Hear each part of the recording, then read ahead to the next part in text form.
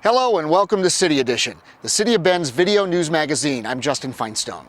What's the best way to fix and pay for Bend's sewer infrastructure? These are key questions for economic development, and a group of local leaders will help the city come up with the answers that are best for our community. The three challenges facing the City of Bend sewer system today are sewage odors, capacity, and the sheer number of pump stations we have to maintain.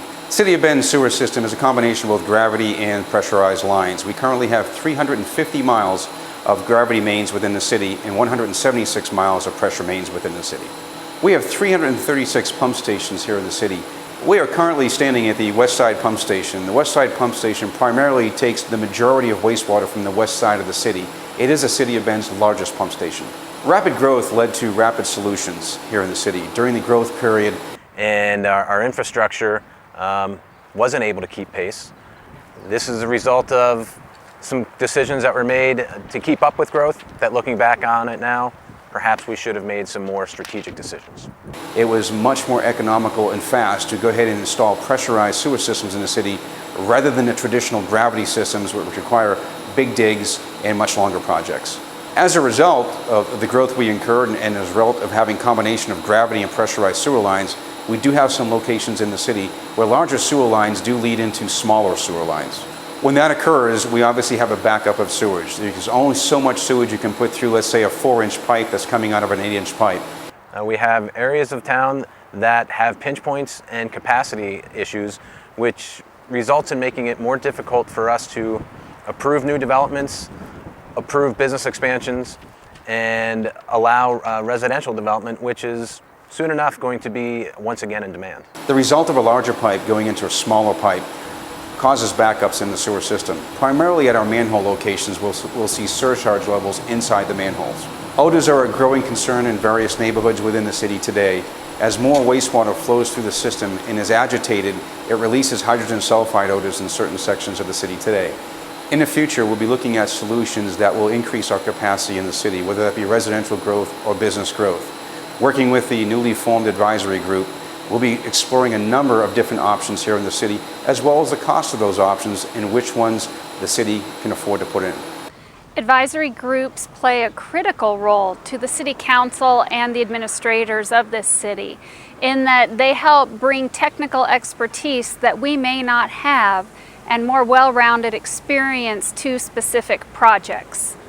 The city's interest in gathering committees and task force to look at a number of the challenges we have really results from the fact that we have a number of folks within our community who have expertise who would like to help us address the problems that we have.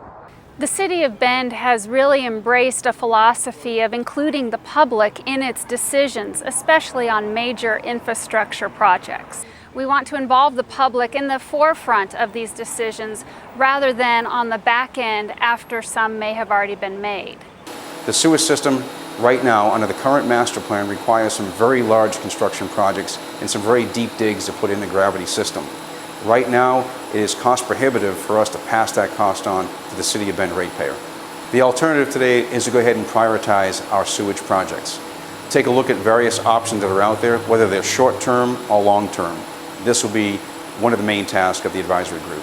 The Sewer Infrastructure Advisory Committee consists of 18 members of our community and represent a diversity of backgrounds. We've got lawyers, developers, all different types of folks, environmental folks, business folks, some who have very large businesses here in the city as well.